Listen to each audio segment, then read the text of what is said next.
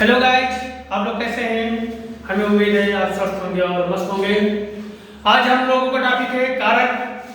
हम लोग कारक पढ़ेंगे क्योंकि ये कारक जब तक नहीं समझेंगे तब तक हम लोग समास के एक तत्पुरुष पार्ट भाग होता है वो हम नहीं समझ पाएंगे, क्योंकि समास का एक प्रकार है तत्पुरुष, क्योंकि इन्हीं कारक चिन्हों का उसमें प्रयोग होता है।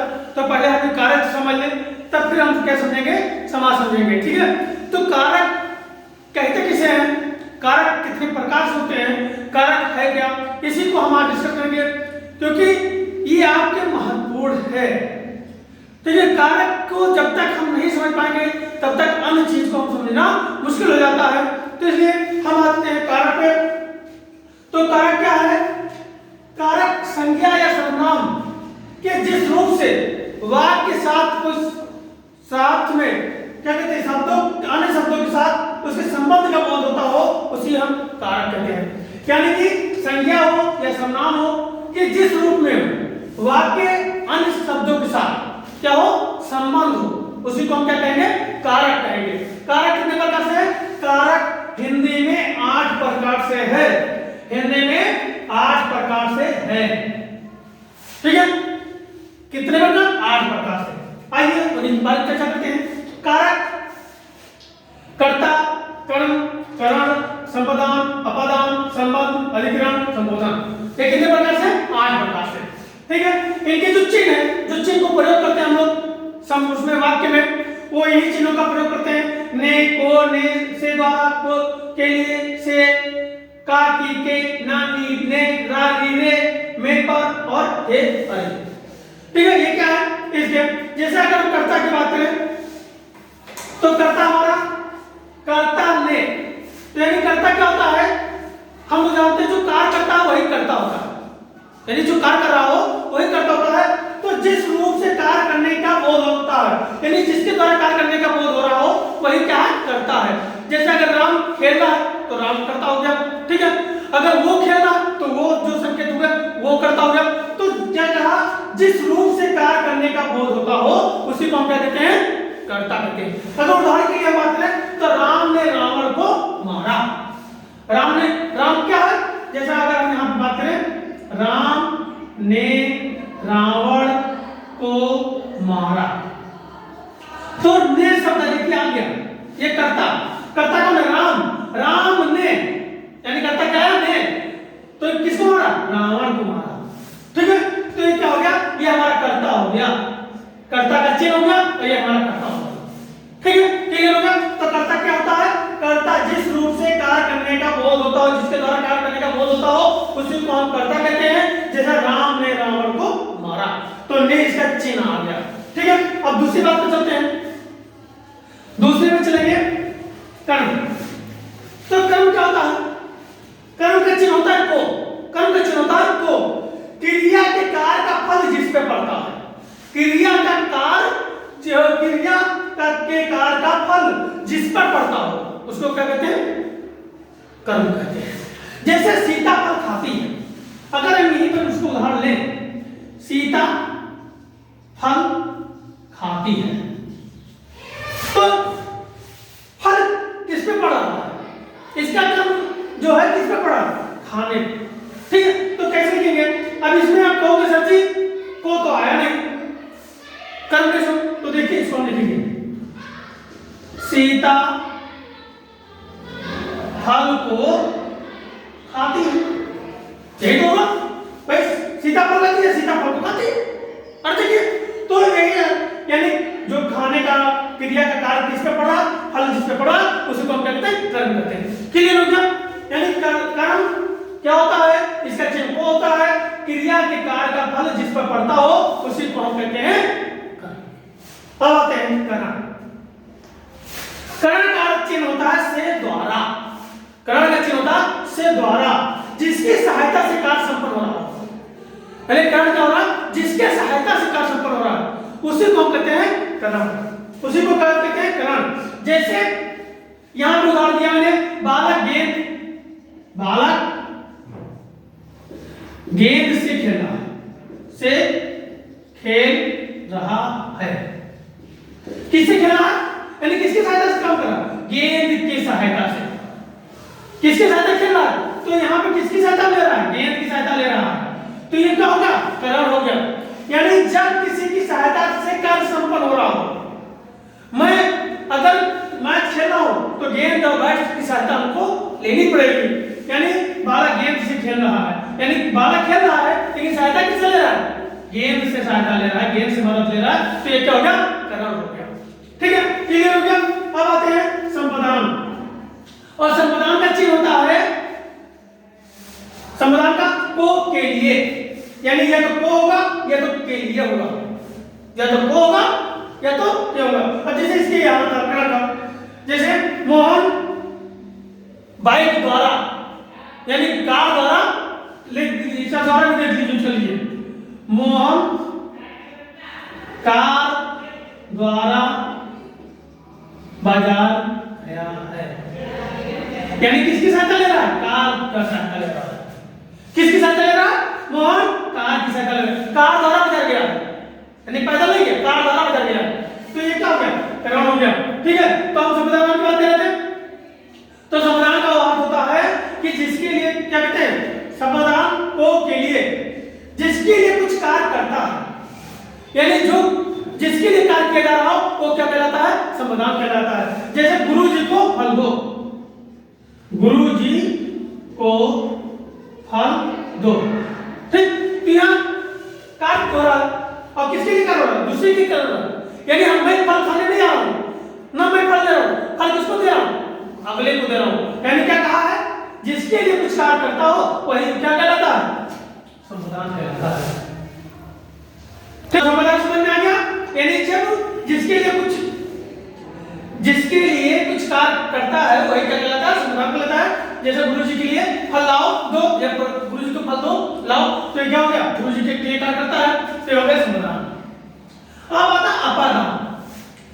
अपादान मतलब अपदान, यानी अब से अलग हो जाना। ठीक है, अपादान यानी जब कोई वस्तु दूसरे वस्तु से अलग होती हो, यानी वो वस्तु किसी चीज से अलग होती हो, उसी को कहते हैं अपादान। ठीक है, तो क्या है कि अपादान, जैसे पेड़ से पत्ते गिरते हैं, गिर रहा है, गिरते हैं, गिर रहा है। यानी पेड़ से पत्ते का क्या संकेत हो रहा है? अलग होना। भाई पेड़ है, पेड़ से पत्ते गिर रहा है, ठीक है, तो पेड़ से अलग हो रहा है ना पत्ता, तो क्या हो गया? जहां अलग होने की भावना है, या जैसे उदाहरण के लिए श्याम छत से गिर गया, श्याम छत से गिर गया, तो छत पे दर्शक क्या हो गया? अलग हो गया। कैप पेन से कैप अलग होना क्या हो गया? संपदान, अपदान हो गया, सॉरी अपदान हो गया। तो जहां पे अलग होने की बात होती हो उसको कहते हैं अपदान। क्लियर? अब आते हैं संबंध। तो संबंध हम लोग जानते ही हैं, नानी, नाना, बुआ, मौसी, सभी के रिश्ते होते हैं और सभी का साथ संबंध होता है। जब हमको संबंध बनाना होता है, बताना होता है, ये मेरे भाई है, ये मेरे भाई है, ये मेरे भाई का लड़का है, ये इत्यादि हम लोग संबंध बनाते हैं। ठीक है, ये मेरे मामा का लड़का है, ये उनकी बेटी है। तो जहां पे संबंध की बात आती हो उसी को हम क्या कहते हैं? संबंध। ठीक है, जैसे किसी वस्तु दूसरे वस्तु से संबंध, जैसे मोहन की बेटी है या मोहन की बेटी है, जैसे इशारा कर दिया करता ने कि ये मोहन की बेटी है, ये मोहन की पेन है, ये श्याम का चाक है। तो अलग अलग जब संबंध की बात आती हो तो उसे को हम कहते हैं संबंधवाचक, संबंध कारक। अब आता है अधिकरण। अधिकरण मतलब में पर, यानी शब्द के जिस रूप से क्रिया के आधार का बोध होता हो, यानी क्या कर रहा है? शब्द के जिस रूप से क्रिया के आधार का बोध होता हो, ठीक है, तो उसको क्या कहते हैं? अधिकरण। जैसे कमरे में टीवी रखा है, यानी आधार क्या था? रखना, और कहां था? कमरे में क्या रखा? टीवी। मेज पर क्या रखा? पुस्तक। जैसे मेज पर आता ना, मेज पर पुस्तक। यानी कि यहाँ पे क्या क्या? मेज, यहाँ पे पर आ गया, दोनों आप लोग मेज पर रखा है या लगी है, मेज पर पुस्तक रखा है। ठीक है, तो क्या है, शब्द के जिस रूप से क्रिया के आधार का बोध होता हो उसी को हम क्या कहते हैं, अधिकरण कहते हैं। फिर आता संबोधन। संबोधन मतलब जब किसी को हम भाव प्रकट करते हैं, ऐसे भाव प्रकट करते हैं कि किसी को बुलाने के लिए जो भाव प्रकट करते हैं, किसी को मतलब कभी अचानक देखते हैं तो भाव हमारा प्रकट होता है, जैसे अरे कहाँ थे, अरे कहाँ गए थे, अरे हाय ये ऐसा हो गया। ठीक है, तो क्या है, हे भगवान, यानी कोई दुख देते या कुछ होता तो क्या कहते हैं, हे भगवान, तो ये क्या करते हैं, संबोधन करते हैं। ठीक है, तो उसी को हम क्या कहते हैं, संबोधन करते हैं। क्लियर हो गया। जैसे यहाँ पर अरे कहाँ गए थे, अरे कहाँ गए थे, कभी कभी हम देखते हैं अरे दिखाई नहीं दिए, अरे कहाँ चले गए थे, अरे आप तो ईद की चांद हो गए। यानी बहुत सारे हम क्या करते हैं, भाव प्रकट कर देते हैं, संबोधन में कर देते हैं, तो क्या हो जाता है, संबोधन। क्लियर हो गया ना, इतना क्लियर हो गया। तो ये हमारा क्या था, कारक था। कारक में कंफ्यूजन दो जगह होगा कि सबसे पहचानेंगे कैसे, जैसे एक कर्म में को है और एक संविधान में को है, दोनों जगह हमको कैसे पहचान करना होगा। तो दोनों के लिए आपको क्या जानना होगा, जहां पर क्रिया के कार्य का फल जिस पर पड़ता हो वहां अगर को का प्रयोग हो रहा है तो क्या कहलाएगा, कर्म कहलाएगा। और अगर जिसके लिए कुछ कार्य करता हो, जिसके लिए कुछ कार्य किया जा रहा हो, करता हो, वहां पर अगर को का शब्द आता है, को वर्ड आता है, तो क्या हो जाएगा, संबोधन हो जाएगा। ऐसे आपका अपादान से और करण से। तो जहां पर अलग होने की बात आ रही हो, जब अलग होने में बात आ रही हो वहां से का प्रयोग हो तो अपादान होगा, और जब सहायता करने की बात आ रही हो, जिसकी सहायता से कार्य संपन्न हो रहा हो, वहां पे साथ से का प्रयोग किया गया हो तो क्या होगा, करण होगा। क्लियर हो गया। तो ये हमारा था कारक, और हमें उम्मीद है कि यह कारक आपको समझ में आ गया होगा। फिर नए टॉपिक से मिलते हैं, लेकिन जाते समय जो चैनल पर पहली बार आए हैं वो चैनल को सब्सक्राइब कर लें, बेल आइकन को दबा लें, जिससे नोटिफिकेशन के माध्यम से नई नई वीडियो आप तक पहुंचती रहे। और वीडियो को ज्यादा से ज्यादा शेयर करें, जिससे भाई बहनों के पास ये वीडियो पहुंचे, उनको भी कुछ लाभ मिले। और लाइक कमेंट अवश्य करें। तब तक के लिए जय हिंद, जय भारत।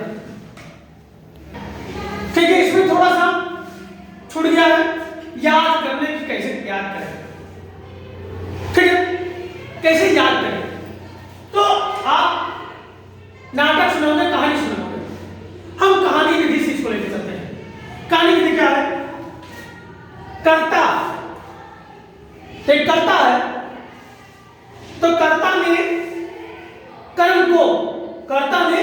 कर्म को क्या किया, करण से द्वारा, यानी करण द्वारा। कर्ता है, कर्ता ने क्या किया, कर्म को करण द्वारा संपादन के लिए, किसके लिए, संपादन। संपादन मतलब संपत्ति, संपादन मतलब संपत्ति, यानी कर्ता ने कर्म को करण द्वारा, यानी क्या होता है, जब कर्ता ने कर्म को करण द्वारा, यानी किसके द्वारा, करण द्वारा, कर्म को क्या दिलाया, संपत्ति दिलाया, संपत्ति, ठीक है, के लिए, संपत्ति के लिए क्या किया, अपादान, यानी अलग कर दिया, अपादान से, यानी अपादान यानी दान कर दिया, किसको, संपत्ति को हटा दिया। अपन हटाना, अलग करना, तो इसको हटा दिया और संबंध बना लिया, किससे, कर्ता ने कर्म से, कर्ता ने किसने बनाया, कर्म से, और संबंध बनाया, संबंध बना के फिर क्या कर लिया, संपत्ति को अधिग्रहण कर लिया, संपत्ति को क्या कर लिया, अधिग्रहण कर लिया, अधिग्रहण कर लिया। ठीक है, और जब अधिग्रहण कर लिया तो कौन, कर्म क्या किया, हे भगवान, ये क्या हो गया कि मेरी संपत्ति दूसरा कोई ले गया। ठीक है, तो सबसे बढ़िया कि कर्ता ने कर्म को करण द्वारा संपत्ति के लिए अपादान यानी अलग कर दिया और संबंध जोड़कर अधिग्रहण कर लिया, यानी उस पर अधिकार कर लिया। और तब क्या हुआ, अधिग्रहण पर कर्म ने हे भगवान, यानी यहां पर हे भगवान, कर्म कौन करता है, संबोधन करता है। यानी जब आपकी संपत्ति चली जाएगी तो क्या कहेंगे, हे भगवान। तो याद करने की सबसे बढ़िया अपने आप को कर्ता मानो। देखो सबसे बढ़िया अपने आप को कर्ता मानो। बीच में एक व्यक्ति कर्म को, जमीन की कर्म को दिलानी थी, संपत्ति किसको दिलानी थी? कर्म को दिलानी थी। किसके द्वारा लानी थी? कर्ण द्वारा दिलानी थी। लेकिन क्या क्या कर्ण ने जमीन को न देकर स्वयं क्या कर लिया? हटाकर, किसको? कर्म को हटाकर और संबंध बनाकर किससे? कर्ता से, और ग्रहण कर लिया। और ग्रहण करने बाद कर लिया तो कर्म क्या था? हे भगवान ये क्या हो गया? तो ये था आपका याद करने का टेक्निक। ठीक है, समझ में आ गया? ओके।